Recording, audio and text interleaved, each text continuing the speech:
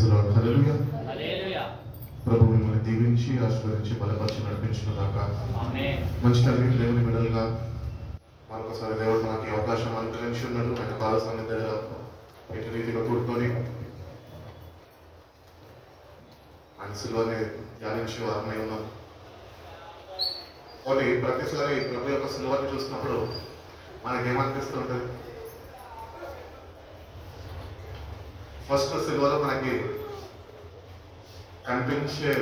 అనిపించే విషయం ఏమైనా ఉందా?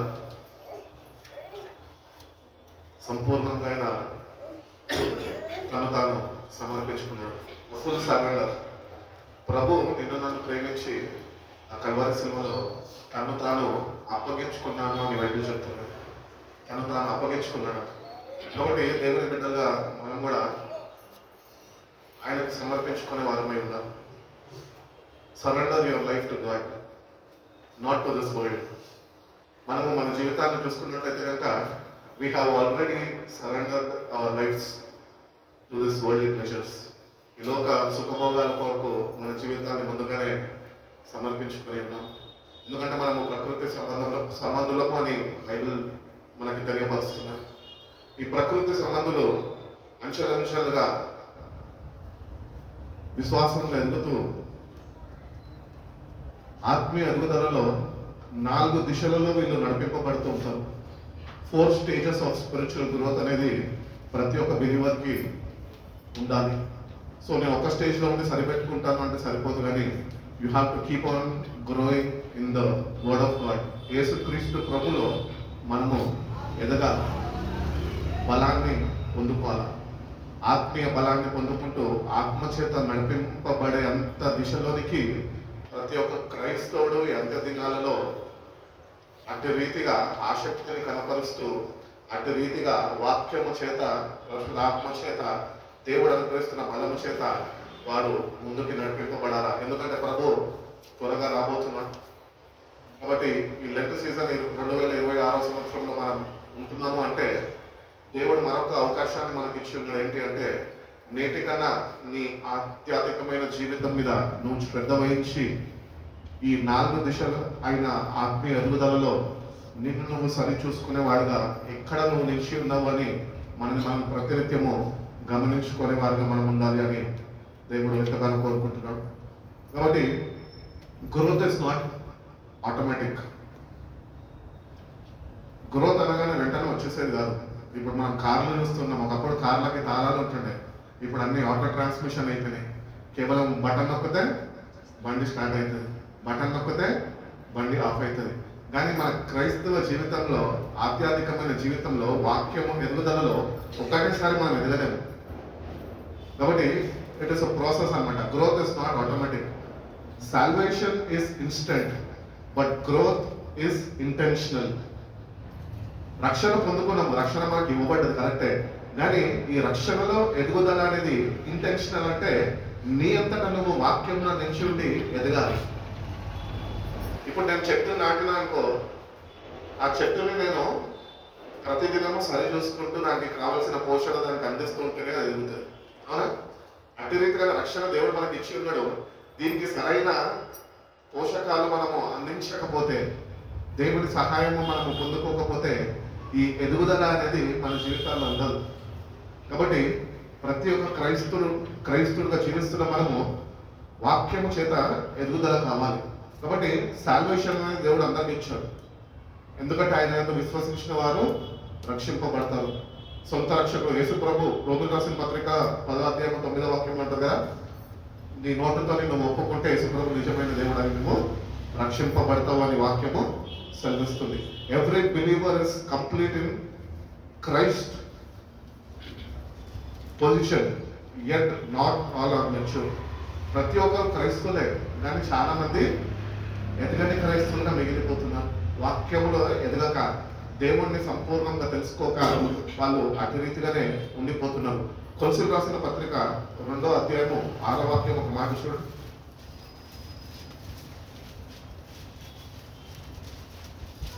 కొలసీలు రాసిన పత్రిక 2వ అధ్యాయము 6వ వాక్యం.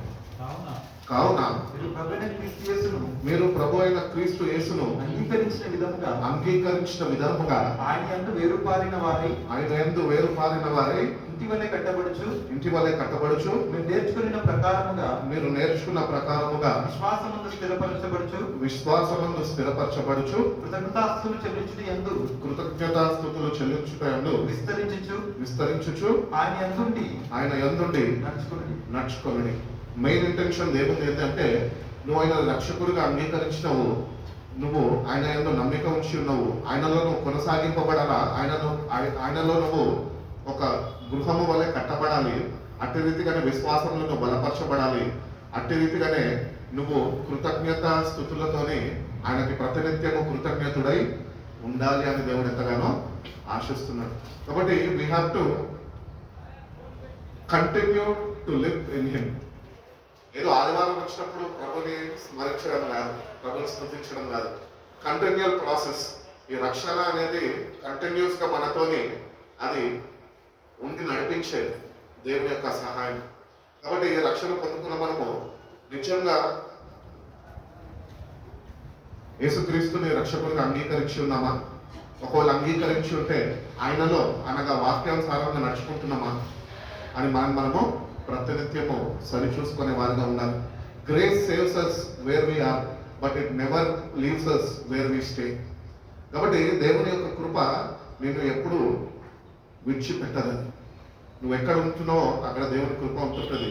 నువ్వు ఎక్కడ పడిపోయిన స్థితిలో కూడా, కృపకి దూరం అయిపోయినప్పటికీ కూడా అది నిన్ను కాపాడుకుంటూ ఉంటుంది. కాబట్టి దేవుని కృప. అందుకని నిన్న కూడా వాక్యం మనం ధ్యానిస్తున్నప్పుడు మనకు వాక్యంలో చూసుకున్నాం కదా, కేవలము విశ్వాసము ద్వారానే కృప చేతనే మీరు రక్షింపబడ్డారు అని దేవుని వాక్యాన్ని మనం నిన్నటి దినాన కూడా మనము ధ్యానించి ఉన్నాం. కాబట్టి దేవుని యొక్క కృప మన పట్ల ఎల్లప్పుడూ ఉంటుంది. నువ్వు కృపని గుర్తించి ఆ కృపలో నిలిచి ఉండి ఆ కృపలో నువ్వు వర్ధిల్లే వాడిగా ఉండాలి అని దేవుడు తన కృపను విస్తరింపజేస్తున్నాడు. అందుకని వాక్యము సెలవిస్తున్నది, ఎక్కడైతే పాపము విస్తరింపబడుతుందో అక్కడ దేవుని కృప కూడా విస్తరింపబడుతుంది. అంటే ఇంకా పాపంలో ఉండమని కాదు, కానీ ఆ పాపం నుంచి బయటికి రమ్మని దేవుడు పిలుచుకుంటాడు. తన యొద్దకు మనము వెళ్ళాలి. మనము ఏ పాపంలో అయితే పట్టబడి ఉన్నామో ఆ విడుదల, ఆ వెరుగుదల పాపానికి దేవుడు ఆయన మనకు అనుగ్రహిస్తాడు. కనుక మనము ఆయన యొద్దకు వెళ్ళే వారిగా మనం ఉండాలి అంటున్నాడు. నేను మీకు 4 విషయాలు చెప్పిన కదా, 4 దిశలు ఆత్మీయ ఎదుగుదలలో చెప్పినా కదా. ఇదేంటి అంటే, ఈ 4 అంటే ఒకటి ఫస్ట్ వచ్చేసి ఎన్, సెకండ్ వచ్చేసి బి, థర్డ్ వచ్చేసి సి, ఎస్ వచ్చేసి స్పిరిచువల్. కాబట్టి N stands for natural, B stands for బాలుడు అంటే చిన్న బిడ్డ, మూడో వాడు సి వచ్చేసి కార్నల్ అంటే ఈ ప్రకృతి సంబంధి, ఎస్ వచ్చేసి 4వది స్పిరిచువల్ ఆత్మీయుడు. కాబట్టి ఈ న్యాచురల్ మ్యాన్ ఫస్ట్ది ఎన్ కదా, న్యాచురల్ మ్యాన్ నార్మల్ వ్యక్తి ఎవరైతే ఉన్నారో ఆ వ్యక్తి రక్షణ పొందుకున్నాడు కానీ రక్షణలో కొనసాగింపబడతలేదు. He's a normal man. Normal ఏమంటారు తెలుగులో? సాధారణమైన వ్యక్తి. ఈ సాధారణమైన వ్యక్తి దేవుని కొలంలో అసాధారణమైన వ్యక్తిగా మారిపోవాలంట. హల్లెలూయా. దేవుని వాక్యము చేత, ఆత్మ చేత అసాధారణమైన వ్యక్తిగా మారిపోవాలి. కొరింథీయులకు రాసిన మొదటి పత్రిక 2వ అధ్యాయం 14వ వాక్యం ఒక మాట ఉంటుంది చూడండి. కొరింథీయులకు రాసిన మొదటి పత్రిక, ప్రకృతి సంబంధి అయిన మనుషుడు దేవుని ఆత్మ విషయములను అంగీకరింపడు, అవి అతనికి వెరితనముగా ఉన్నవి. చాలా ఇక్కడ మనం చూసుకున్నట్లయితే ప్రకృతి సంబంధి అయిన మనిషి అంట దేవుని యొక్క ఆత్మ విషయములను అంగీకరించాడంట. He will not accept the teachings of God. దేవుని వాక్యాన్ని వినే వరకే సరిపెట్టుకుంటాడు కానీ వాటిని ఏమాత్రము యాక్సెప్ట్ చేయరు. కాబట్టి వీడు ఎవరు అంటే, వీడు న్యాచురల్ మ్యాన్, సాధారణమైన వ్యక్తి. వీడు రక్షణ పొందుకున్నాడు కానీ దేవుడి సద్బోధ ఏదైతే ఉన్నదో, దేవుడి రక్షణ మార్గం ఏదైతే ఉన్నదో అవి వినే వరకే వాడు సరిపెట్టుకుంటాడు కానీ వాడు ఎప్పుడు వాటిని అంగీకరించి దాని ప్రకారము నడుచుకోలేడు. వాడికి వాడిలో 6 లక్షణాలు ఉంటూ ఉంటాయి. ఆ 6 సబ్ పాయింట్స్ ఏమంటే వాడికి నూతన జన్మ అనేది ఉండదు, న్యూ బర్త్ అనేది వాడికి ఎప్పుడు ఉండదు.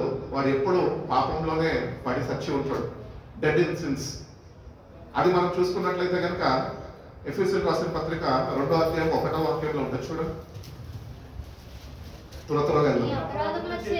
మీ అపరాధముల చేతను పాపముల చేతను మీరు చచ్చిన వారై ఉండగా ఆయన మిమ్మల్ని క్రీస్తుతో కూడా బ్రతికించను. కాబట్టి న్యాచురల్ మ్యాన్, సాధారణమైన వ్యక్తికి ఆ నూతన జన్మ అనేది ఉండడంట. కానీ రక్షింపబడ్డాడు కానీ న్యూ బర్త్ ఉండదు. ఇంకా వాడు పాపంలోనే సచ్చిన స్థితిలో వాడు పడి ఉంటాడు అని బైబిల్ చెప్తున్నది.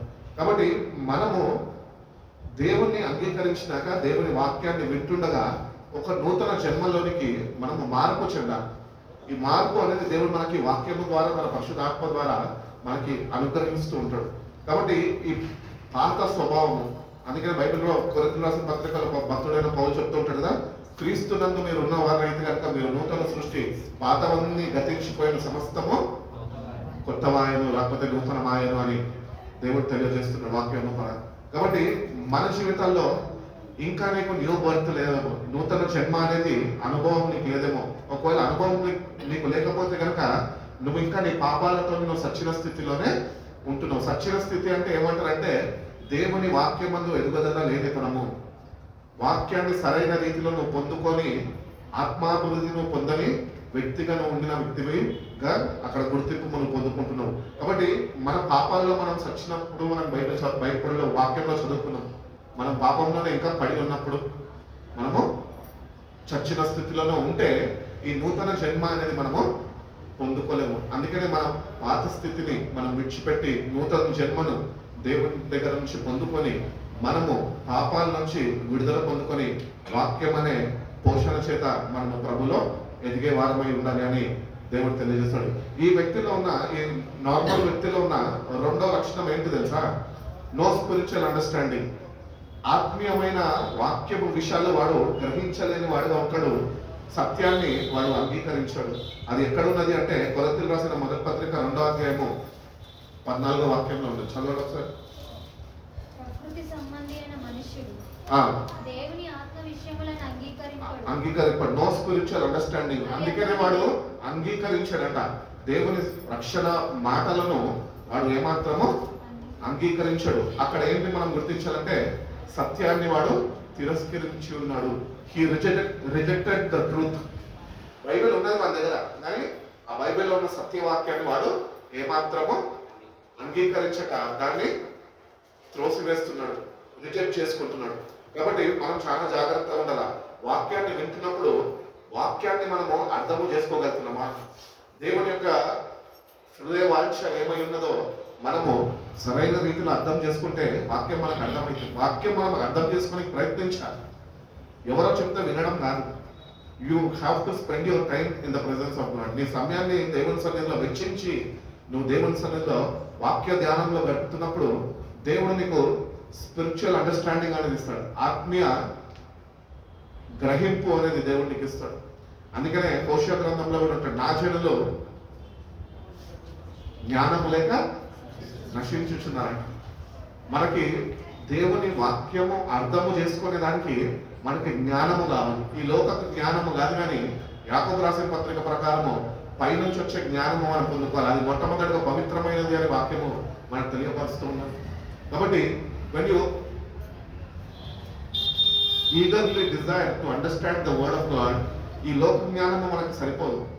ఈ లోక జ్ఞానంతో నేను వాక్యాన్ని ఎంత చదివినా నువ్వు దాన్ని అర్థము చేసుకోనికి ఏమంటారు ప్రయత్నిస్తావు, కానీ అది నీకు అర్థం కాదు.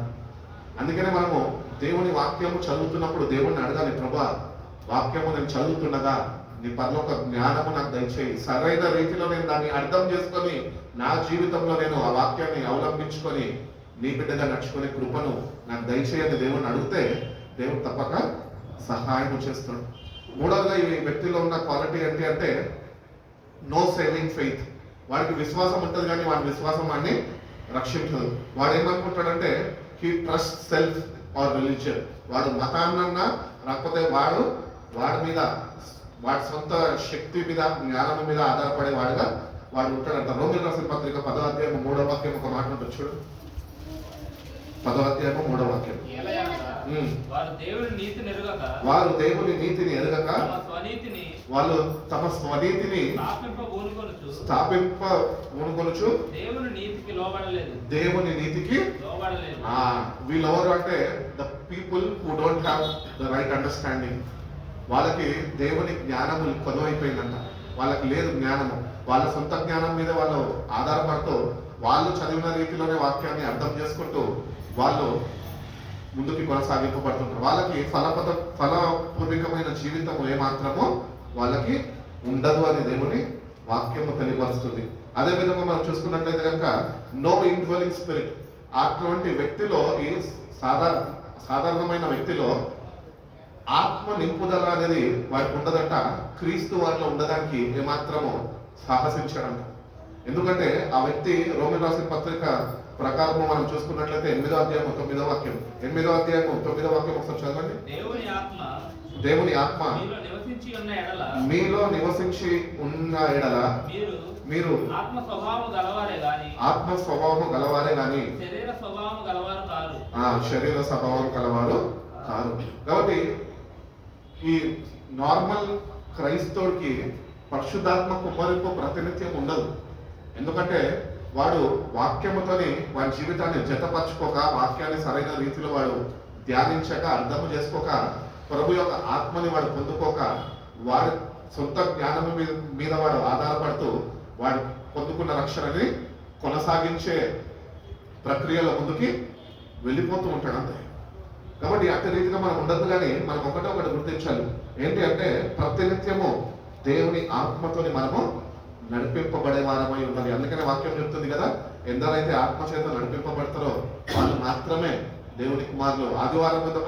ఆదివారాలు వచ్చినప్పుడు లేకపోతే ప్రార్థన కూటాలకు వచ్చినప్పుడు ఆత్మతోని నడిపింపబడడం కాదు. ఇది ప్రతినిత్యము నువ్వు ఎప్పుడైతే రక్షణ పొందుకున్నావో అప్పటి నుంచి వాక్య ప్రకారము వాక్యం మనకు తెలియపరుస్తున్నది ఏంటంటే, నువ్వు ఎప్పుడైతే యేసుప్రభుని సొంత రక్షకుడిగా అంగీకరించి అందరి ముందు ఒక సాక్షిగా నువ్వు బాప్తిజము పొందుకున్నావో, ఆ బాప్తిజం పొందుకున్న వెంటనే దేవుడు మనందరినీ పరిశుద్ధాత్మతోని ముద్రించి ఉన్నాడు అని వాక్యం చెప్తుంది.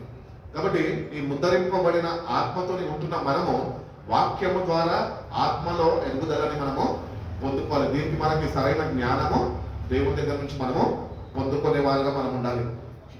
ఈ వ్యక్తిలో ఇంకొక స్వభావం ఉంటుంది. ఏంటంటే no power to please God. దేవుణ్ణి వీడు ఏమాత్రము సంతోష పెట్టలేడు, కానీ వాడు సంతోష పెట్టుకోవడానికి సాహసిస్తుంటాడు. Flesh only.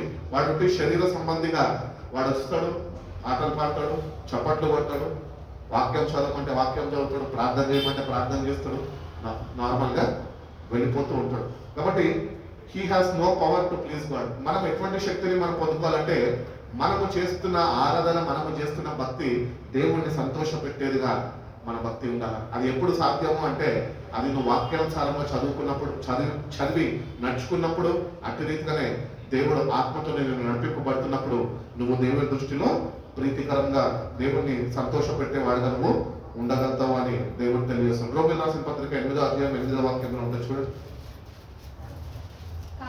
కాగా శరీర స్వభావము గలవారు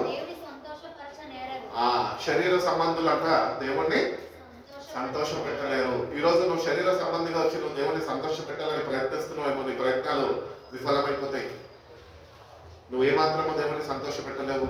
నువ్వు శరీర సంబంధిగా నువ్వు ఉండదు, కానీ ఆత్మీయ సంబంధిగా నన్ను మార్చు ప్రభు అని దేవుని మనం అడిగితే కనుక దేవుడు తప్పక మనకి సహాయము చేస్తాను అని ఆయన వాక్యము ద్వారా తెలియజేస్తున్నాడు.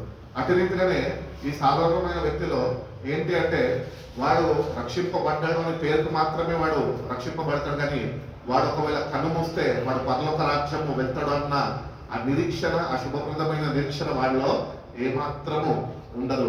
హీస్ అండర్ కండమ్నేషన్ అంటే దేవుడు శిక్షావిధికి వాడు గురి అయ్యేవాడిగా వాడు ఉంటాడు. అది ఎక్కడ ఉన్నది అంటే యోహాను సువార్త 3వ అధ్యాయము 18వ వాక్యంలో ఒక మాట ఉంటుంది చూడండి.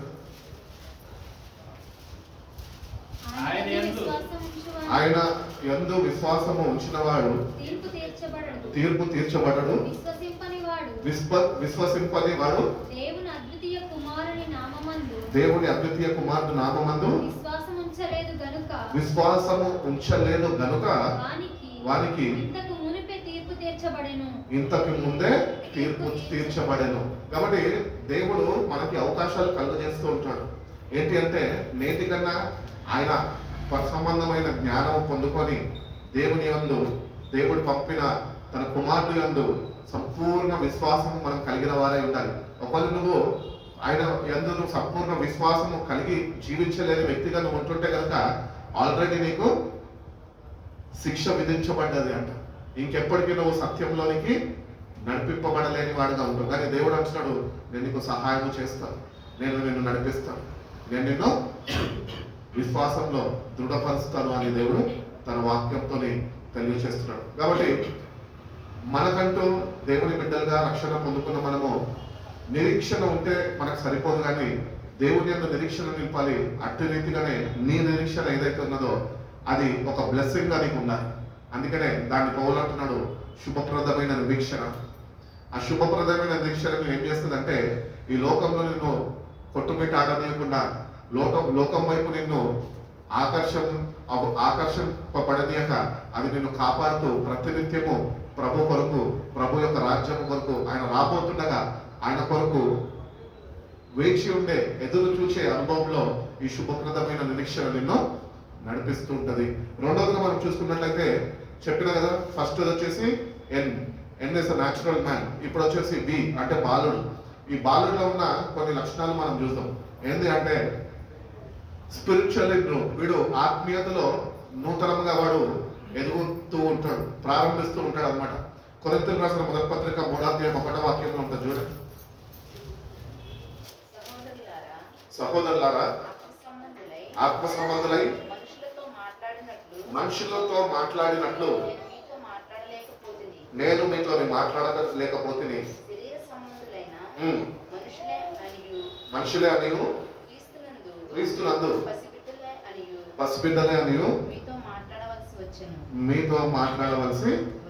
Babe in Christ is saved but untrained and dependent. వాడు రక్షింపబడ్డాడు కానీ వాడు శిక్షణలో నడిపింపబడలేదు. అట్టి రీతిగానే దేవుని మీద సంపూర్ణంగా ఆధారపడలేని వ్యక్తిగా వాడు ఉంటున్నాడు. కాబట్టి మనము రక్షణ పొందుతున్న మనము మన ఆధ్యాత్మికమైన జీవితంలో మనము ఎదుగుదల మనము ప్రతినిత్యము గమనించుకోవాలి. నీ స్పిరిచువల్ గ్రోత్ ఎట్లా ఉన్నది ఈరోజు? నిజంగా నువ్వు వాక్యాలు చదువుతున్నావు, ప్రార్థన చేస్తున్నావు, దేవుడి మీద ఆధారపడుతున్నావు, లేకపోతే ఇంకా నీకుంటున్న స్థిరాస్తులు నీకుంటున్న ధనం మీద, నీకుంటున్న బంగారం మీద, వీటి మీద, లోకం మీద మనుషుల మీద పడే వ్యక్తిగా నువ్వు ఉంటున్నావా? ఒకవేళ ఇంకా మనుషుల మీద ఆధారపడే వ్యక్తిగా ఉంటే కనుక నువ్వు ఇంకా బాలుడివే. క్రీస్తులో నువ్వు బాలుడు. ఎందుకంటే బాలుడితో నేను మాట్లాడినట్టు మీతోనే మాట్లాడవలసి వస్తుంది. కాబట్టి అట్టి రీతిగా మనం ఉండదు. కానీ వాక్యం యొక్క ఎదుగుదల కొరకు ప్రభు పాదాల దగ్గర మనము కనిపెట్టుకొని ఉండాలి. ప్రభు యొక్క పాదాల దగ్గర మనం కనిపెట్టుకున్నప్పుడు దేవుడు వాక్యమందు కనువిప్పు, వాక్యమందు ఎదుగుదల మనకు అనుగ్రహిస్తాడు. ఈ బాలుడిలో ఉన్న కొన్ని లక్షణాలు మనం చూసుకున్నట్లయితే వాడు నూతన జన్మని పొందుకుంటాడు కానీ వాడు నిజంగా రక్షింపబడలేదు అని వాక్యం చెప్తుంది. కొరింథీయులకు రాసిన పత్రిక 3వ అధ్యాయం 1వ వాక్యం అంటున్నాడు కదా, అదే చదవండి మరొకసారి. సహోదరులారా ఆత్మ సంబంధులైన మనుషులతో మాట్లాడినట్లు నేను మీతో మాట్లాడలేకపోతే శరీర సంబంధులైన మనుషులే అనియు క్రీస్తునందు పసిబిడ్డలే అనియు మీతో మాట్లాడవలసి వచ్చాను. ఇక్కడ చూసినట్లయితే కనుక నరిష్మెంట్ నీడెడ్, పోషణ మీకు కావాలి. ఏం పోషణ అంటే పాలతోనే పోషణ కాదు, నువ్వు బలమైన ఆహారం చేత పోషింపబడాలి. ఇప్పుడు పాలతోనే పోషింపబడడం అంటే చర్చికి సండే స్కూల్లో పిల్లల్ని తీసుకుని వచ్చినప్పుడు వాళ్ళకి చిన్న చిన్న బైబిల్లో కథలు చెప్తూ వాళ్ళని చిన్ననాటి నుంచే మనము చంటి బిడ్డలని పాలతో ఎట్లయితే ఎదిగింపజేస్తామో ఒక వయసు వచ్చేంత వరకు అది సండే స్కూల్ స్టేజ్. అది ఆ సండే స్కూల్ స్టేజ్ బహుశా మనందరము ఫినిష్ చేసుకుని వచ్చి ఉన్న వాళ్ళమే. ఈరోజు మనము బలమైన ఆహారము చేత అంటే దేవుని వాక్యము చేత మనము పోషింపబడాలి. మిల్క్ కాదు, మీట్ కావాలి మనకి. పాలు కాదు, మాంసము లాంటి ఆహారము మనము దేవుని యొద్ద నుంచి ప్రతినిత్యము పొందుకోవాలి. అందుకనే ఇశ్రాయేల్ ప్రజలు మాంసాహారాల కొరకు అపేక్షిస్తున్నప్పుడు దేవుడు వాళ్ళకి దేవదూతలు తినే ఆహారాన్ని అరణ్యంలో వాళ్ళకి అనుగ్రహించి ఉన్నాడట. అది బలమైన ఆహారం. అట్టి రీతిగానే దేవుడు అంటున్నాడు, నేనే జీవాహారము పరలోకం నుండి దిగి వచ్చి ఉన్నాను అంటున్నాడు. కాబట్టి this word is the bread of life. ఇది జీవమై ఉన్నది. ఇది మనం చదివితే, ఈ వాక్యాన్ని మనం ప్రేమిస్తే, ఈ వాక్య ప్రకారము మన జీవితాన్ని, మన అడుగులను మనం సరి చేసుకుంటే అది మనకి జీవాన్ని ఇస్తుంది. అది మనకి బలాన్ని మనకి కలుగజేస్తుంది. ఒకడు పాలు తాగి ఎక్సర్సైజ్ చేయమంటే వాడు కొద్ది బరువులు మాత్రమే లేపగలుగుతాడు. అదే మాంసము తినేటువంటి ఎక్సర్సైజ్ చేయమంటే వాడు మించిన బరువులను లేవనెత్తగలుగుతాడు. ఎందుకంటే ఆ పోషణ అటువంటిది. అట్టి రీతిగానే మనకి సరిపడినంత వాక్యంలో మన జీవితాన్ని మనం సరిపెట్టుకోవడం కాదు, కానీ వాక్యంలో ఎదుగుదల కావాలి. మాంసము తిన్నప్పుడు ఎట్టి రీతిగా అయితే బలాన్ని పొందుకుంటామో అట్టి రీతిగానే ప్రతిదినము వాక్యము చదువుతున్నప్పుడు ఆ నూతన బలమ శక్తిని మనము పొందుకునే వారమై ఉండాలి అని దేవుడు ఎంతగానో ఆశిస్తున్నాడు. పేతురు రాసిన మొదటి పత్రిక 2వ అధ్యాయం 2వ వాక్యం చూడండి. త్వరగా వెళ్దాం.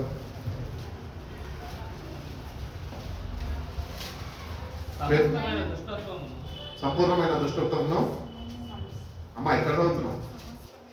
First Peter 2nd chapter 2nd verse.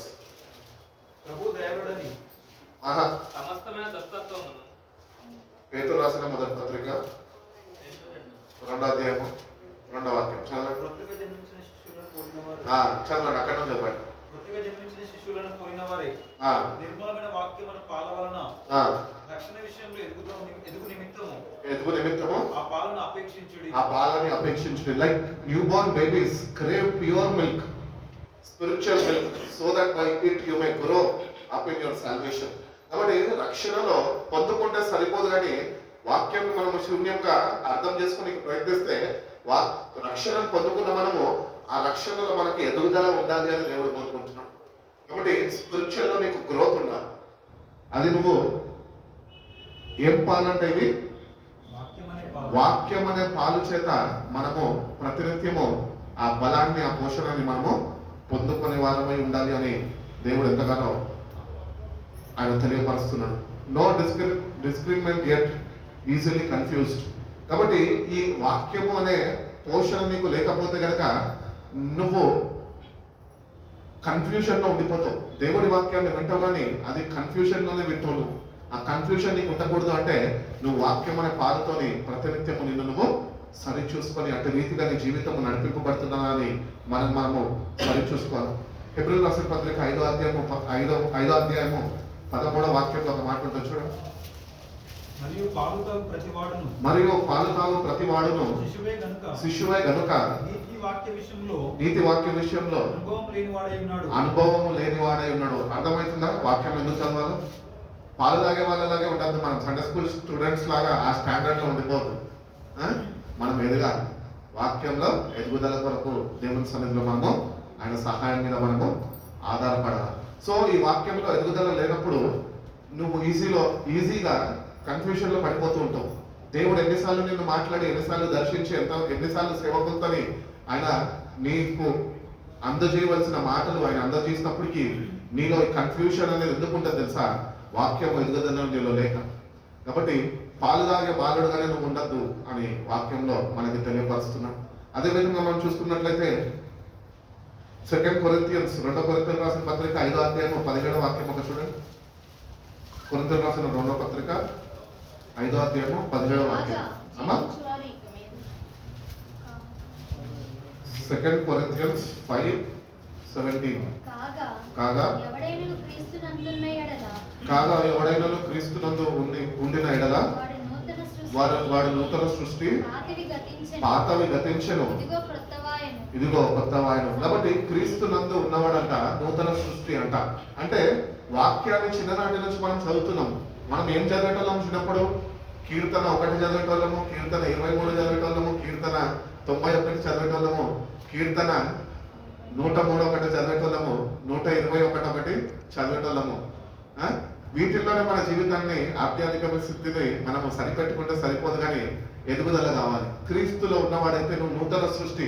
నూతన సృష్టి అంటే వాక్యములో నీకు కనువిప్పు కావాలి.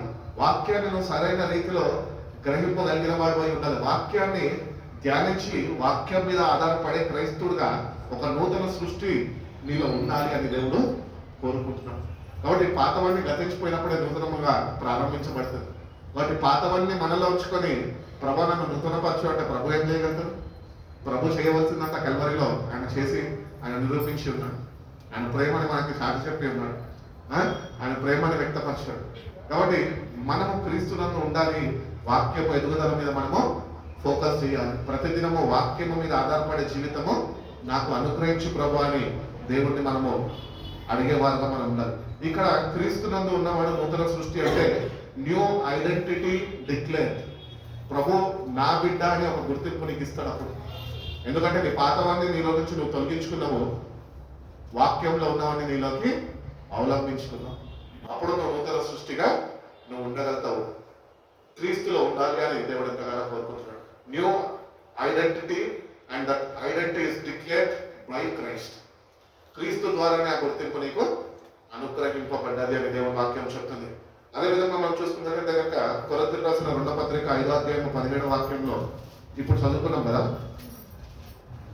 న్యూ ఐడెంటిటీ ఇన్ క్రైస్ట్ మనకి ఉండాలి. నూతన సృష్టిగా మనం ఉండాలి. అదేవిధంగా మనం చూసుకుంటే రోమిలకు రాసిన పత్రిక 6వ అధ్యాయం 3-4 వాక్యాల్లో ఒక మాట చెప్తాడు. ఈ నూతనంగా క్రీస్తులో ఉన్నవాడికి ఏమి అవసరము అంటే చదవండి.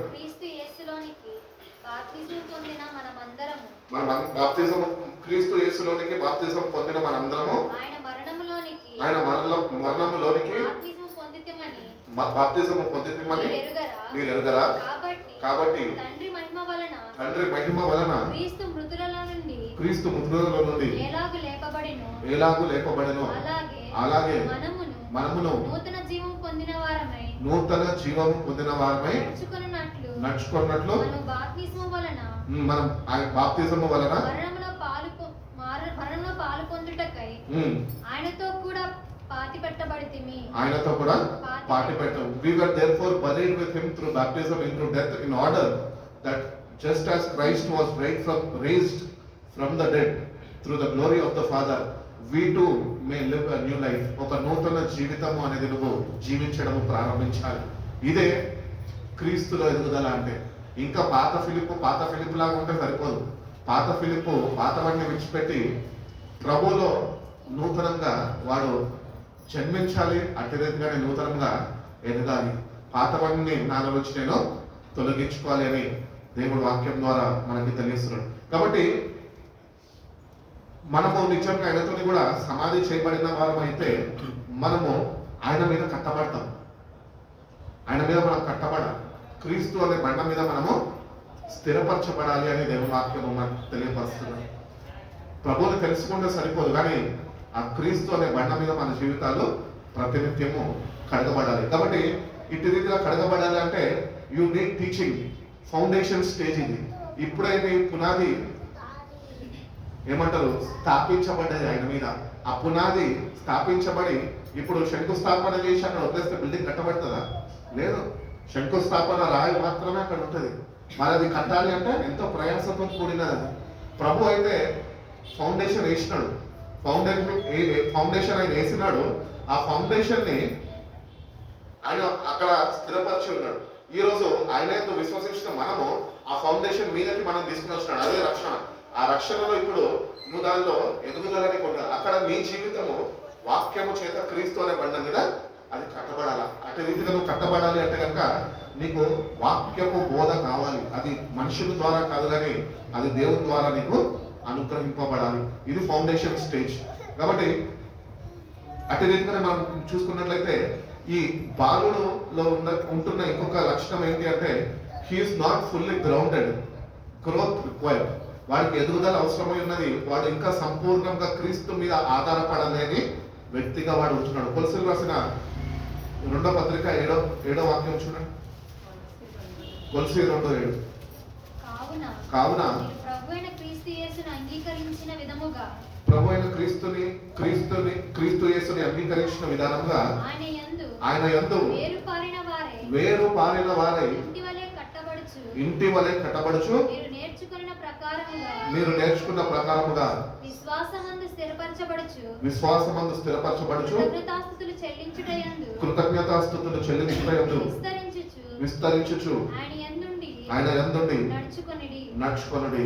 కాబట్టి ఆయన యందుండి మనము ప్రతినిత్యము నేర్చుకోవాలా, నేర్చుకున్న మనము అటు రీతిగా నడుచుకోవాలి. ఉంటే నేర్చుకుంటే సరిపోదు. నువ్వు నేర్చుకుంటే నేను నడవలేను కదా, మరి నేను నడుచుకుంటే నువ్వు నడవలేవు కదా. అందుకనే వ్యక్తిగతంగా ఎవరి వంతు వాళ్ళు సరైన రీతిలో మనం ముందుకి నడిపింపబడాలి. కాబట్టి ఈ కార్నల్ బిలీవర్ అంటే వాడు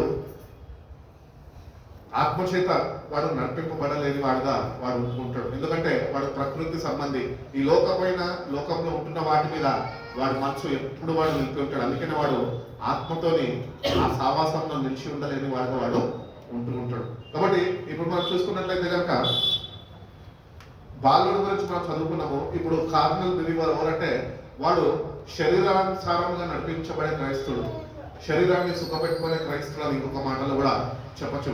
1 కొరింథీయులకు రాసిన పత్రిక 3వ అధ్యాయం 3వ వాక్యంలో ఒక మాట ఉంటుంది చూడు.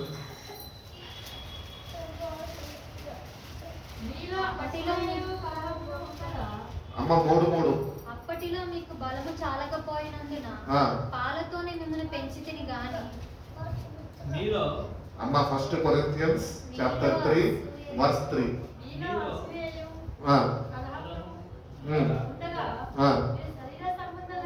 మీరు శరీర సంబంధులై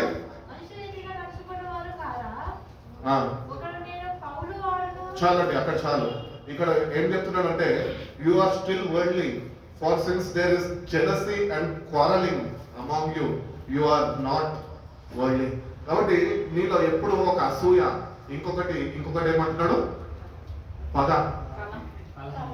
కలహములు, ఇవి మనలో ఉంటున్నప్పుడు ఇవన్నీ ఆత్మీయుడికి తగినవి కాదు. ఆత్మ సంబంధిగా నువ్వు ఉన్నప్పుడు ఇవి నీలో ఉంటుంటే నువ్వు ఆత్మ సంబంధివి నువ్వు కాలేవు. నువ్వు ఇంకా శరీర సంబంధిగానే నువ్వు మిగిలిపోతావు. Carnal believer is saved but controlled by flesh instead of the spirit. వాడు ఆత్మ చేత నడిపింపబడ్డాడు కానీ శరీరపు ఇచ్చలు వాటిని ఈడ్చుకొని వెళుతూ ఉంటాయి. కాబట్టి మనం దేవుని దగ్గరకు వచ్చిన మనము we walk like the world. ప్రపంచము ఎట్టి రీతిగా అయితే నడిపింపబడుతుందో మనము కూడా వాటినే ఫాలో చేస్తుంటాం. ఈరోజు మనం ఎన్నో చర్చస్ చూస్తున్నాము. కొద్దిగా హంగామా చేస్తున్నప్పటికీ వ్యవహరిస్తున్నందరూ అట్టే పోతున్నారు. వీళ్ళందరూ కార్నల్ బిలీవర్స్ వీళ్ళందరూ. వాళ్ళు ప్రకృతి సంబంధులు. వాళ్ళకి ఎక్కడ నచ్చితే, ఎక్కడ వాళ్ళకి సంతోషంగా ఉంటుందో, ఎక్కడ వాళ్ళకి సుఖంగా దొరుకుతుందో, ఎక్కడ వాళ్ళకి వాళ్ళ ఇష్టమైన విధానంలో వాళ్ళు దేవుణ్ణి ఆరాధించగలుగుతారో అక్కడికి వాళ్ళు నడిపింపబడుతుంటారు. వాళ్ళ శరీరము వాళ్ళని ఈడ్చుకొని వెళ్తూ ఉంటుంది, ఆత్మ వాళ్ళని నడిపింపలేకపోతూ ఉంటుంది. కాబట్టి ఆత్మ చేత మనము నడిపింపబడాలి అని దేవుడు తెలియపరుస్తున్నాడు. కాబట్టి ఈ కార్నల్ బిలీవర్ లో ఉంటున్న క్వాలిటీస్ ఏంటంటే he walks like the world. కొరింథీయులకు రాసిన 1వ పత్రిక 3:3 చదువుకున్నాం కదా. He is controlled by flesh. రోమీయులకు రాసిన పత్రిక 8వ అధ్యాయము 5వ వాక్యంలో మనం చదువుకున్నట్లయితే ఒక మాట చదవండి. రోమీయులకు రాసిన పత్రిక 8వ అధ్యాయము 5వ వాక్యము.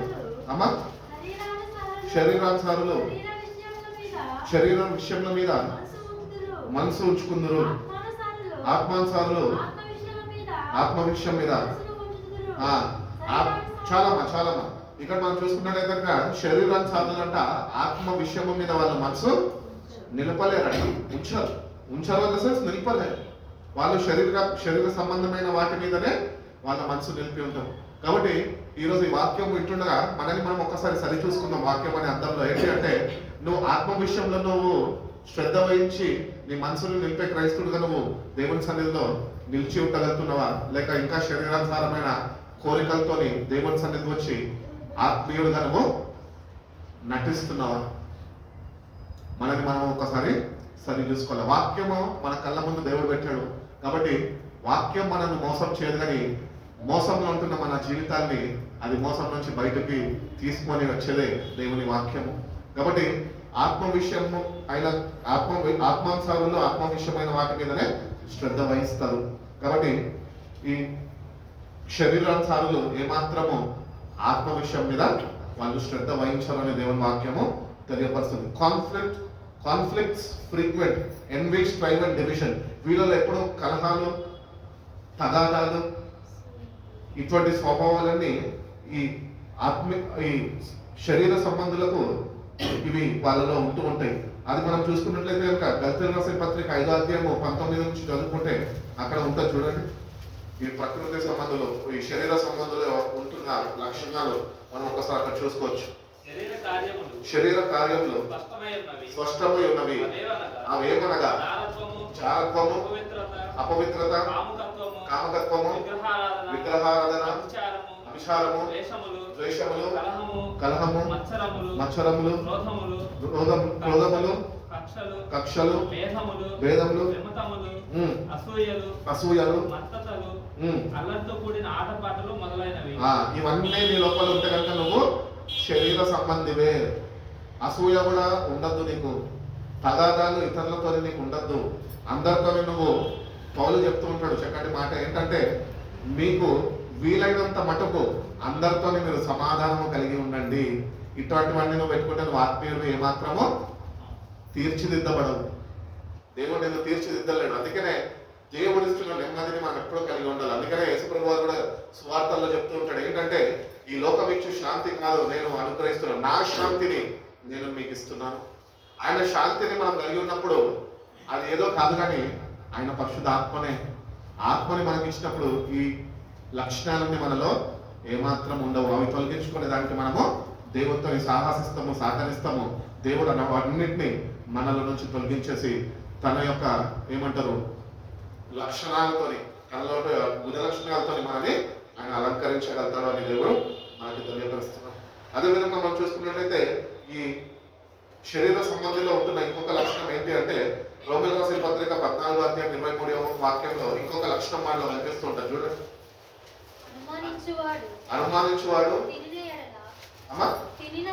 తినిన ఎడల విశ్వాసము లేకుండా తినును కనుక దోషి అని తీర్పునందును.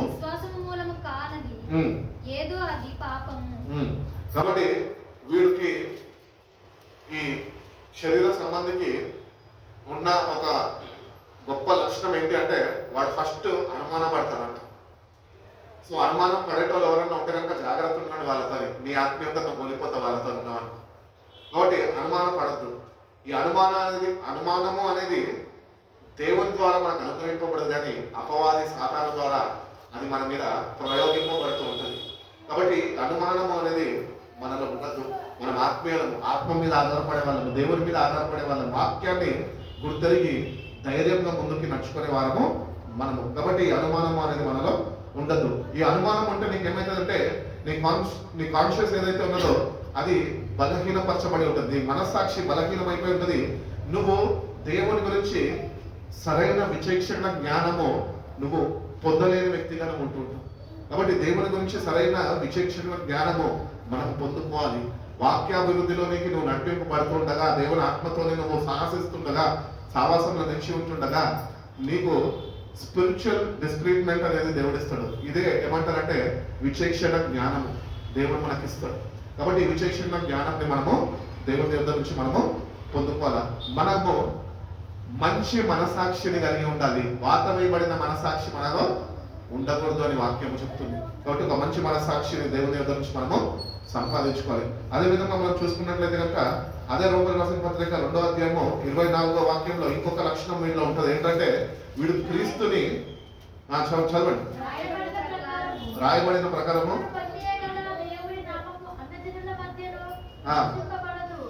మిమ్మల్ని బట్టియే కదా దేవుని నామము అన్యజనుల మధ్యలో దూషింపబడుచున్నదంట.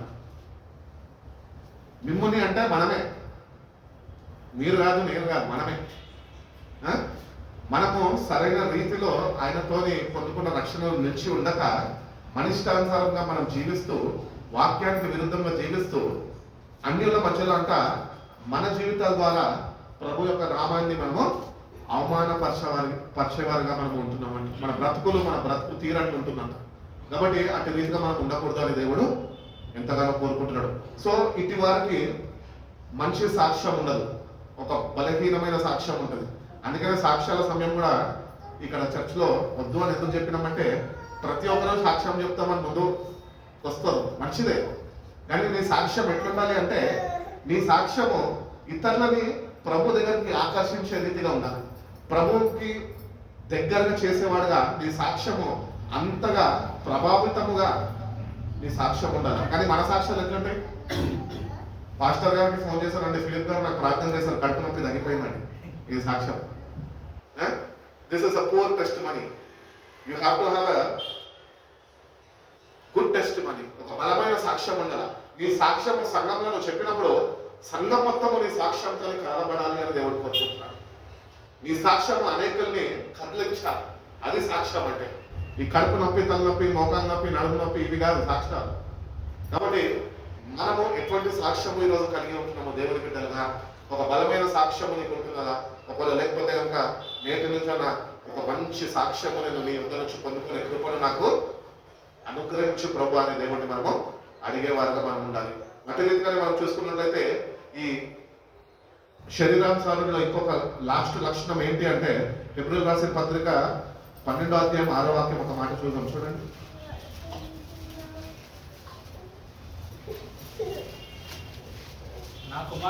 నా కుమారుడా ప్రభువు చేయు శిక్షను తృణీకరించకు. ఆయన నిన్ను దర్శించినప్పుడు ఆయన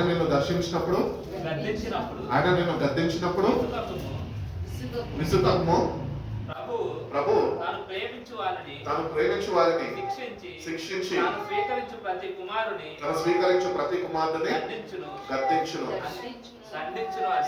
అన్నాను. ఇంకొకటి, సారీ ఏమనుకోవద్దు, నువ్వు వాక్యం చదవడం తల కింద పెట్టి చదవద్దు. కానీ బైబిల్ మీదకి పట్టుకొని స్పష్టంగా చదివితే తెలుగు రాని నానబట్టి వాళ్ళకి పదాలు సరైన రీతిలో అర్థమవుతాయి. ఎందుకంటే నేను కూడా ఇప్పుడే తెలుగు కొత్తగా నేర్చుకుంటున్నా.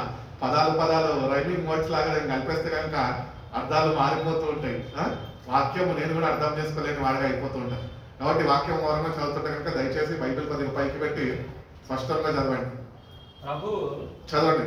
తాను ప్రేమించు వారిని శిక్షించి ఆయన ప్రేమించు వారిని శిక్షించి తాను స్వీకరించు ప్రతి కుమారుని ప్రతి కుమారుడును గద్దించునని కుమారులతో సంభాషించినట్లు మీతో సంభాషించు. ఆయన హెచ్చరికను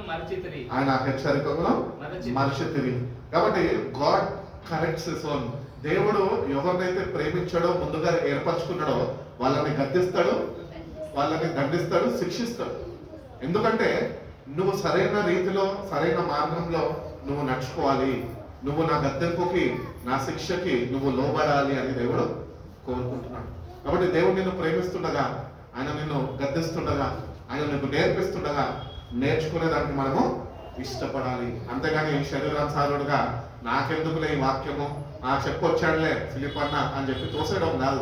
ఫిలిప్ అన్న కేవలం ఒక మనిషి నీలాంటోడే. మీరెట్లా మట్టికి మట్ట అయి ఉన్నారో నేను కూడా మట్టికి మన్నయి ఉన్నాను. కానీ దేవుడు నా ద్వారా సేవకుల్ని ఇక్కడ నిలబడబెట్టుకొని వాళ్ళ ద్వారా దేవుడు వాక్యాన్ని అందింపజేస్తున్నాడు. ఆ వాక్యము నీ కొరకే నువ్వు గుర్తించాలి. ఆ వాక్యము నిన్ను సరిచేయడానికే అని నువ్వు గుర్తించాలా. ఆ వాక్యాన్ని నువ్వు ప్రేమించి స్వీకరించి దాన్ని నువ్వు చేరదీసుకోవాలా. ఆ ప్రకారము నువ్వు జీవించడము ప్రారంభించాలి అని దేవుడు కోరుకుంటున్నాడు. ఆఖరి మనం చూసుకుందాం. ఒక 2 నిమిషాలు నాకు కనిపిస్తే త్వరగా వెళ్దాం. ఇప్పుడు మనము ఆత్మానుసారులైన మనిషి ఏమేమి లక్షణాలు కలిగి ఉంటాడో మనం చూస్తాం. గల్తీయులకు రాసిన పత్రిక 5:16 ఉంటుంది చూడండి.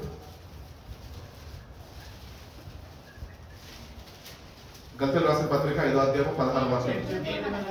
నేను చెప్పున్నాను ఏమనగా, ఆత్మానుసారంగా నడుచుకొనుడి, అప్పుడు మీరు శరీర ఇచ్చలను నెరవేర్చారు. కాబట్టి ఆత్మానుసారుడు ఎప్పుడు స్పిరిట్ కంట్రోల్డ్ లైఫ్ ఉంటుంది. వారికి సెల్ఫ్ కంట్రోల్డ్ లైఫ్ ఉండదు.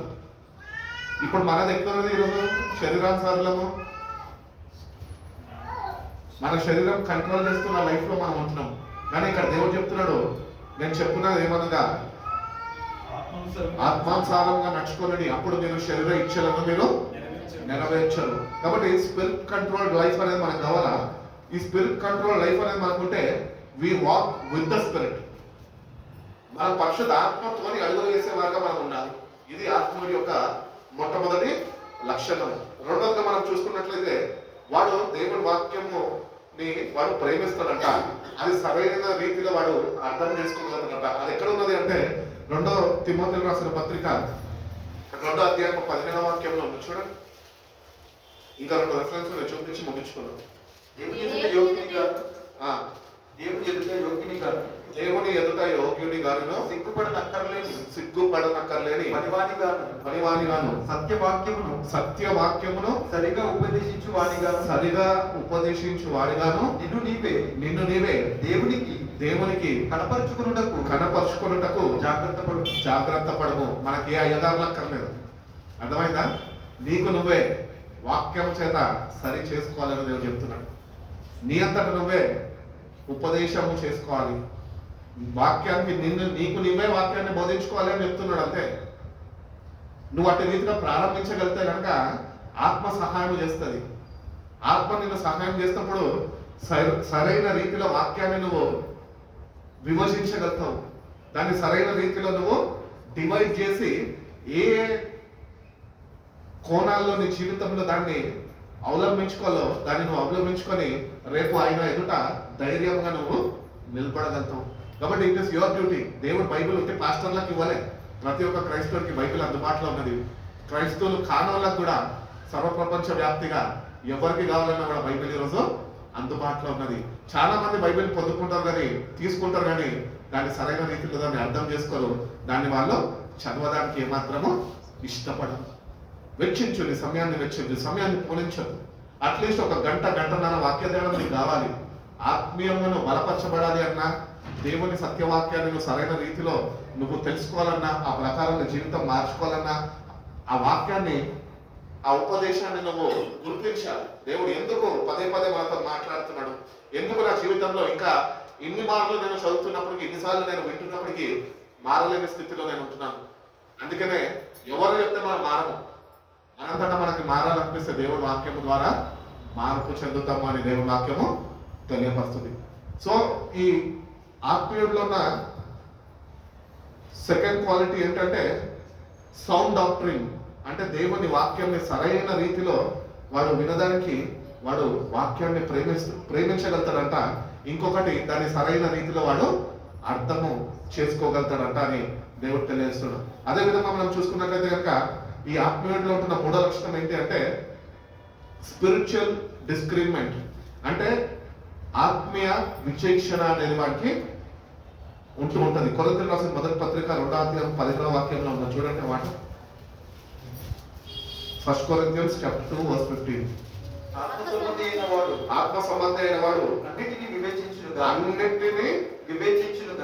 వివేచించును గాని అతడు ఎవరి చేతనైనను వాడు అవధి చేతనైనను వివేచింపబడడు. కాబట్టి స్పిరిచువల్ డిస్క్రిమినెంట్ అంటే ఇదే. He judges all things but he will not be judged. కాబట్టి మనం చాలా జాగ్రత్తగా ఉండాలి. ఈ స్పిరిచువల్ డిస్క్రిమినెంట్ ఆత్మ విచక్షణ నీకున్నదా? నువ్వు నిజంగా దేవుని దగ్గర నుంచి ఏవి వస్తున్నాయి, లేకపోతే ఈ లోకపరమైన వాటి దగ్గర నుంచి ఏమొస్తున్నాయని నువ్వు వాటిని గుర్తించగలుగుతున్నావా? అట్టి ఆత్మీయ ఎదుగుదల నీకు ఉంటున్నదా? ఒకవేళ లేకపోతే కనుక దేవుని సన్నిధిలో నేటి నుంచి ఉన్న ప్రభా అన్నిటిని నేను ఎట్టి రీతిగా నేను పరిశోధించి ఏది నిజమో, ఏది సత్యమో, ఏది సరైనదో నేను తెలుసుకునే విచక్షణ జ్ఞానము నాకు దయచేయ ప్రభు అని దేవుడిని మనం అడగగలిగితే కనుక ఈ ఆత్మీయ సంబంధిగా దేవుడు తప్పక నీకు ఆయన అనుగ్రహిస్తాను అంటున్నాడు. అదేవిధంగా మనం చూసుకున్నట్లయితే ఈ ఆత్మీయ సంబంధికి ఏముంటది అంటే స్టెబిలిటీ ఉంటది. దేనిలో స్టెబిలిటీ ఉంటది అంటే స్థిరత్వం దేనిలో ఉంటది అంటే ఉద్యోగంలో కాదు, జీవితంలో ఆరోగ్య విషయంలో కాదు, కానీ వాడు దేనిలో స్థిరపడి ఉంటాడంటే వాడు వాక్యమందు స్థిరపడి ఉంటాడు. హల్లెలూయా. వాక్యంలో స్థిరపడే వారిగా మనము ఉండాలి అని అంటున్నాడు. ఎఫెసీయులకు రాసిన పత్రిక 4:14 ఉంటుంది చూడండి అన్నమాట. అందువలన మనం ఇంకా మీదట పసిపిల్లలమై ఉండి మనుషుల యొక్క మాయోపాయం చేత మచ్చలతోనూ తప్పు మార్గమునకు లాగు కుయుక్తితోనూ తప్పు మార్గములా కుయుక్తిలోనికి గాలికి కొట్టుకొని పోవునట్లు కల్పింపబడిన ప్రతి ఉపదేశమునకు ఇటు అటు కొట్టుకొని పోవచ్చు అలల చేత ఎగురగొట్టబడిన వారమై అట్లా ఉండక ప్రేమ కలిగి సత్యము చెప్పుచు క్రీస్తు వలె ఉండుటకు మనం అన్ని విషయములలో ఎదుగుదము. కాబట్టి stability display not tossed by error. నీ తప్పు బట్టి నువ్వు సత్య మార్గం విడిచిపెట్టద్దు. తప్పు చేసావా, తప్పు దేవుని సన్నిధిలో ఒప్పుకో. లేదు దాన్ని కప్పి పెట్టుకొని రేపు ఒప్పుకుంటా, లేకపోతే వచ్చే నెల నేను ఒప్పుకుంటా అంటే రేపటి దినం నీది కాదు అని బైబిల్ చెప్తున్నాను. కాబట్టి మనుషులుగా జీవిస్తున్న మనము ఏదో ఒక తప్పు చేస్తూ ఉంటాం, ఎందుకంటే పాపము మనలో నివసిస్తూ ఉన్నది. భక్తుడు పౌలు అంటూ ఉంటాడు కదా, కొరింథీయులకు రాసిన పత్రికలు అంటూ ఉంటాడు ఏమనంటే, నేను ఏదైతే చేయాలనుకుంటున్నానో నేను అది చేయలేకపోతున్నాను, నేను ఏ మనిషిని చేయాలనుకుంటున్నానో అది నేను జరిగించలేకపోతున్నాను. ఎందుకు అంటే నాలో ఉంటున్న పాపము అది అడ్డుగా ఉంటున్నది. కాబట్టి పాపం అనేది ప్రతినిత్యము మనని ప్రలోభపరుస్తుంటది, మనని ఏమంటే దాని యొక్క స్వాధీనంలోకి తీసుకొని అది నిన్ను కంట్రోల్ చేయాలని చూస్తుంటది. అందుకనే మనము ఆత్మీయులుగా మనం తీర్చిదిద్దబడి ఆత్మ సంబంధులుగా మనము సరైన రీతిలో గాలి వలె అలలు వలె ఇటువంటి కొట్టుకునే వారుగా మనం ఉండదు, కానీ సత్యవాక్యం ముందు నిలిచి ఉన్న వారుగా మనము ఉండాలి అని దేవుని వాక్యము తెలియస్తుంది. ఈ ఆత్మీయుల్లో ఇంకొక చక్కటి గుణలక్షణం ఒకటి ఉన్నది. ఏంటి అంటే కొలసీయులకు రాసిన పత్రిక 1వ అధ్యాయం 10వ వాక్యంలో ఒక మాట ఉంటుంది చూడండి. Service, productivity, fruitful ministry. కొలసీయులకు రాసిన పత్రిక 1వ అధ్యాయము 10వ వాక్యం. అందుచేత ఈ సంగతి వినిన నాటి నుండి మేమును మీ నిమిత్తము ప్రార్థన చేయట మానక మీరు సంపూర్ణ జ్ఞానమును ఆత్మ సంబంధమైన వివేకము గలవారును ఆయన చిత్తమును పూర్ణముగా గ్రహించిన వారై ప్రతి సత్కార్యములలో సంపూర్ణులగుచు సఫలులగుచు దేవుని విషయమైన జ్ఞానమందు అభివృద్ధి పొందుచు అన్ని విషయములలో ప్రభువుని సంతోషపెట్టునట్లు ఆయనకి తగినట్టుగా నడుచుకొనవలెననియు ఆనందంతో కూడిన పూర్ణమైన ఓర్పును దీర్ఘశాంతమును కనపరచునట్లు ఆయన మహిమ శక్తిని బట్టి సంపూర్ణ బలముతో బలపరచబడవలెననియు శక్తిని బట్టి సంపూర్ణ బలముతో అనియు తేజోవాసులైన పరిశుద్ధుల స్వాస్థ్యములో పాలివారు అగుటకు మనలను పాత్రులుగా చేసిన తండ్రికి మీరు కృతజ్ఞతాస్తుతులు చెల్లించబడవలెనని దేవుని బ్రతిమలాడుచున్నాను. కాబట్టి ఇక్కడ భక్తుడైన తిమోతి పౌలు తెలియజేస్తున్న రీతిగా ఏమంటున్నారంటే, we are praying for you that you will grow spiritually. ఆత్మీయ ఎదుగుదలలో మీరు సరైన రీతిలో ఎదుగుతారు అని నేను మీ నిమిత్తము ప్రార్థన చేస్తున్నాను అంటున్నాడు. కాబట్టి భక్తుల ప్రార్థన మనకు తోడుగా ఉన్నది. మొన్నటి దినాన కూడా మనము వాక్య ధ్యానంలో మనం ధ్యానించి ఉన్నాం కదా, ఇంత గొప్ప సాక్షి సమూహము మేఘము వలె మనని ఆవరించి ఉండగా, ఈ సాక్షి సమూహం ఎవరు కాదు కానీ మన ముందు ఈ లోకాన్ని విడిచిపెట్టి యాత్రని ముగించుకున్న ఈ భక్తులే. కాబట్టి they are all witness for us. వాళ్ళందరూ మన గురించి చక్కని సాక్ష్యం ఇస్తున్నారు. వీళ్ళు దేవుని కుమారులు, దేవుని బిడ్డలు, వీళ్ళు దేవుని రక్షణ సువార్తను అంగీకరించిన వారు, దేవుని వాక్యంలో ఎదిగిన వారు, దేవునిలో ఎదుగుదల కలిగిన వారు, దేవునిలో వాక్యంలో స్థిరపరచబడిన వారు అని మన గురించి ఒక చక్కటి సాక్ష్యం వాళ్ళు మనం తెలియపరుస్తున్నారు. కాబట్టి మనము ఎప్పుడు we have to have service productivity. అంటే వాక్యము చదువుతున్నప్పుడు వాక్యంలో నువ్వు ఫలించాలి. అందుకని యేసుప్రభువు యోహాను సువార్త 15వ అధ్యాయంలో అంటాడు కదా, మీరు నా యందును నా మాటలు మీ యందును ఉంటే మీరు బహుగా ఫలిస్తారు, మీరు ఫలించుట ద్వారా నా తండ్రి యొక్క నామము మహిమపరచబడుతుంది. బా ఎంత చక్కటి మాటలు చూడండి. కాబట్టి మనం ఒకటి గుర్తిస్తాం, దేవుని బిడ్డలుగా ఆత్మీయులను పిలువబడుతున్నాం, కానీ నిజంగా మనము ఆయన ఎందున్నామా, ఆయన మాటలు మన ఎందున్నాయా? ఈ రెండింటి దగ్గర మనం తప్పిపోతున్నాము. ఈ రెండింటి దగ్గర మనం తప్పిపోతుంటే ఫలాలు అనేవి నీలో ఉండవు, ఎండిన స్థితిలో నువ్వు ఉండిపోతావు. కాబట్టి నువ్వు చేస్తున్న ఈ సర్వీస్ ఏదైతే దేవుణ్ణి సేవిస్తున్నావో దీనిలో నువ్వు అభివృద్ధి చెందాలి. అటు రీతిగానే నీ మినిస్ట్రీ ఫ్రూట్ఫుల్ గా ఉండాలి. నువ్వు మినిస్ట్రీ అంటే ఒక సంఘం పెట్టుకోమని కాదు. You are coming and listening to the word of God and you are growing spiritually is also a ministry. నువ్వు ప్రయాసపడి మందిరానికి వచ్చి దేవుని వాక్యాన్ని విని ఆ వాక్య అభివృద్ధిలో నువ్వు వెళ్తున్నావే, ఇది కూడా ఒక మినిస్ట్రీనే, ఇది కూడా ఒక పరిచర్యనే. నువ్వు రావాలా, దేవుని సన్నిధికి రావాలా, దేవుడు మనకి ఉపదేశిస్తుంటే ఆ ఉపదేశాన్ని వినాలా, ఆ ప్రకారం మనము ఫలించే వారుగా మనం ఉండాలి. ఆఖరిగా మనం చూసుకున్నట్లయితే కనుక ఎఫెసీయులకు రాసిన పత్రిక 3:16 అంటాడు, ఈ ఆత్మీయుడికి ఉన్న ఇంకొక ఆఖరి గుణలక్షణం ఏంటి అంటే వారిలో ఉంటున్న అంతరంగ పురుషుడు బలపరచబడిన వాడంట. ఒక మాట చూడండి, మీరు అంతరంగ పురుషుని యందు శక్తి కలిగి ఆయన ఆత్మ వలన బలపరచబడే వారిని గాను క్రీస్తు మీ హృదయములలో విశ్వాసము ద్వారా నివసించున్నట్లుగాను తన మహిమైశ్వర్యము చొప్పున మీకు దయచేయవలనని మీరు దేవుని సంపూర్ణత యందు పూర్ణులగునట్లుగా ప్రేమయందు వేరుపారి స్థిరపడి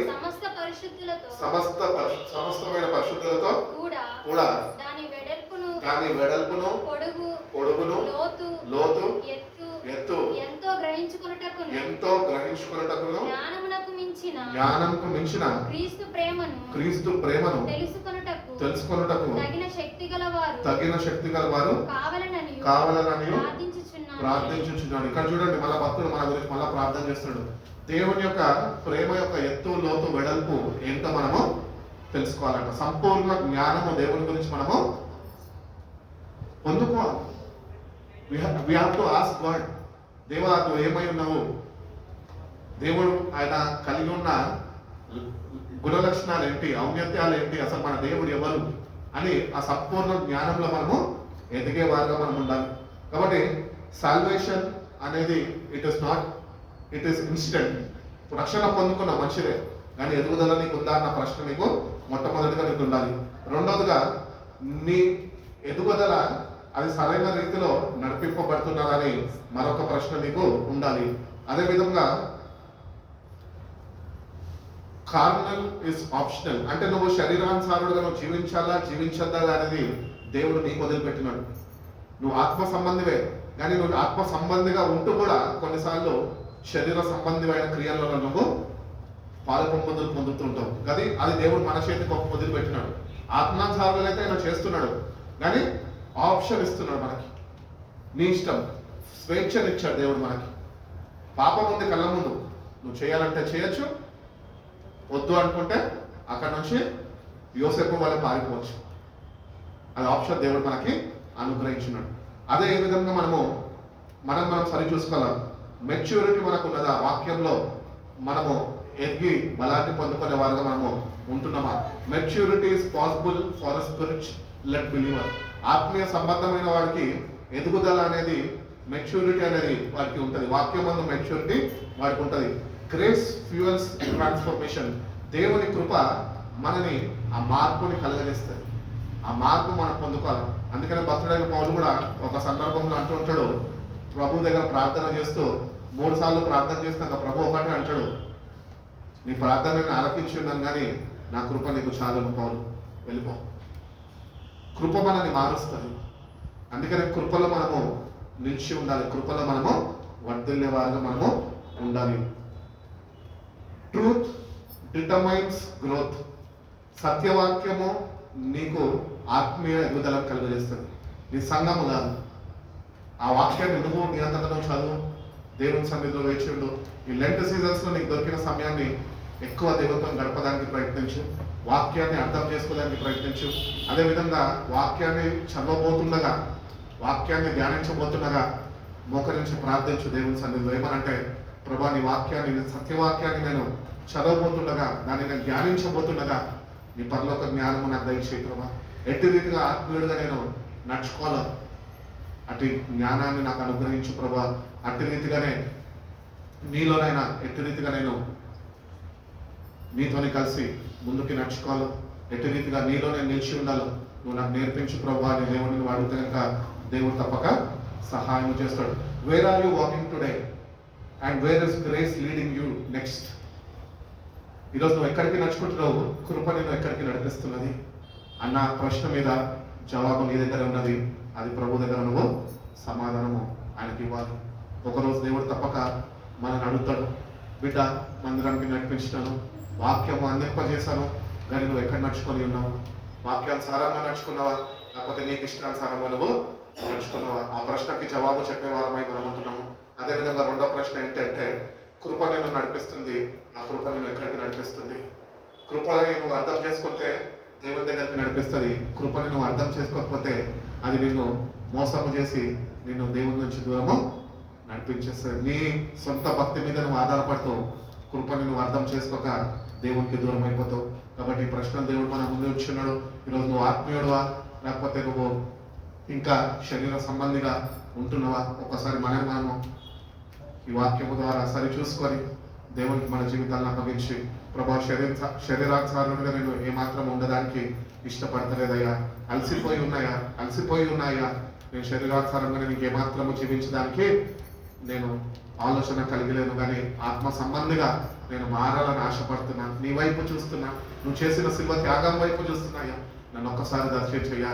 సిల్వను గురించిన సువార్త రక్షించుచున్న వారికి అంటే ఈ శరీర సంబంధులకు అది వెర్రితనంగా ఉన్నది, కానీ రక్షింపబడ్డ మనము అంటే ఆత్మ సంబంధులమైన మనకి అది దేవుని శక్తి అయి ఉన్నదని వాక్యం చెప్తుంది. కాబట్టి ఆత్మ సంబంధంగా దేవుడు అనుగ్రహిస్తున్న శక్తిని మనము ప్రతిదినము ఈ లెంట్ సీజన్స్ లో ఇంకా కొద్దిగా ఎక్కువగా దేవుని సన్నిధిలో వేచి ఉండి ఆ శక్తితో నింపబడే కృపను దేవుడు మనందరికీ అనుగ్రహించి మనల్ని బలపరిచి నడిపించును గాక. కళ్ళు మూసుకుందాం, ప్రార్థన చేసుకుందాం. చిన్న ప్రార్థన. పరిశుద్ధుడా, ప్రేమ కలిగిన సేవ గొప్ప తండ్రినైనా మమ్మల్ని మీరు ఎంతగానో ప్రేమించారు ప్రభా. మరొకసారి ఇదే రీతిగా ప్రభా కూడుకొని ప్రభా మీ సన్నిధానంలో ప్రభా నేను స్తుతించడానికి, ఆరాధించడానికి ప్రభా, వాక్యము ధ్యానించడానికి నైనా నీ సన్నిధిని కాపుదలని నడిపింపులు మాకు తోడుగా ఉంచిన విధానం బట్టి నీ స్తోత్రాలు ప్రభా. అవును ప్రభా, ఆత్మీయ సంబంధుడు ఎట్టి రీతిగా ఉంటాడో, శరీర సంబంధుడు ఎట్టి రీతిగా ఉంటాడో, బాలుడు ఎట్టి రీతిగా ఉంటాడో, సామాన్యమైన ఎట్టి రీతిగా ఉంటాడో ప్రభా, ఈ లోకంలో మీరు మాకు స్పష్టంగా నీ వాక్యం ద్వారానైనా మాకు వివరించిన విధానం బట్టి మీకు స్తోత్రాలు ప్రభా. ఎక్కడెక్కడైతే మేము తప్పిపోయి ఉన్నాము ప్రభా, ఈ వాక్య ప్రకారమైనా మా జీవితాన్ని మేము సరిదిద్దుకొని ప్రభా, నీ బిడ్డలుగా ప్రభా, ఆత్మ సంబంధులుగానైనా నడుచుకునే శక్తిని, అటువంటి ఆత్మ నడిపింపును, అటు జీవ వాక్యాన్నినైనా మాకు అందించండి ప్రభా. వాక్యాన్ని మేమే మాకు ఉపదేశించుకుంటూ ప్రభా, సత్య వాక్యంలోనైనా మేము సరైన రీతిలోనైనా మా అడుగుల్ని స్థిరపరచుకునే కృపను, అటువంటి సహాయాన్ని మీరు మాకు అనుగ్రహించండి. వచ్చిన ప్రతి ఒక్క బిడ్డ బట్టి పొందాలి. మీ వాక్యాన్ని నీరు కట్టి ఫలింపజేయండి. మీరేనైనా బిడ్డ జీవితం ద్వారా ఘనత మహిమ ప్రభావం పొందుకుంటున్నామని అడుగుతున్నాం. బిడ్డలు తిరిగి వెళ్ళొచ్చున్నాక ప్రభా, మీ సన్నిధి కాంతి బిడ్డలకు మీరు తోడుగా ఉంచండి ప్రభా. శివకరమైన రాత్రి దయచేయండి. బిడ్డలు మీరు దర్శించండి, బిడ్డలనైనా మీరు బలపరచండి ప్రభా. రేపటి దినాన ప్రభా ఉదయం కాలం లేసి ప్రభా నీ ముఖ దర్శనము చేసుకొని ప్రభా మన జీవితాన్ని, వాళ్ళ దినాన్ని వాళ్ళు కొనసాగించుకొని కృపదించండి. నిశ్చితమైతేనైనా రేపు శనివారం దినము ప్రభా, శనివారం ఆరాధన ప్రభా, ప్రతి ఒక్కరమునైనా మీ సన్నిధిలోనైనా వీటి రీతిగా కూడుకొని ప్రభా మరొకసారినైనా నీ నామంలోనైనా నీ నామాన్ని మహిమపరిచి ప్రభా, నీ సత్యవాక్యాన్ని మరొకసారి విని మా జీవితాన్ని ఇంకా సరి చేసుకునే వారిగా ప్రభా, నీకు ఇంకా సమీపంగా మేము వచ్చేవారిగా ప్రభా మీ సహాయాన్ని మాకు అనుగ్రహించి ప్రభా, మీరేనైనా మా జీవితాల ద్వారా ఘనతమై మా ప్రభావం పొందుకుంటున్నాము. ఇచ్చిన శ్రేష్టమైన సమయాన్ని బట్టి మీ వందనాలు చెల్లిస్తూ బిడ్డలందరినీ నేను మీ చేతులకు అప్పగిస్తూ యేసయ్య పరిశుద్ధ నామంలో ఈ ప్రార్థన అడిగి వైపుచ్చున్నాను పరమ తండ్రి. ఆమేన్. ప్రభు బిడ్డలందరికీ వందనాలు. దయతో క్షమించండి. రేపటి దినాన్ని గుర్తించండి.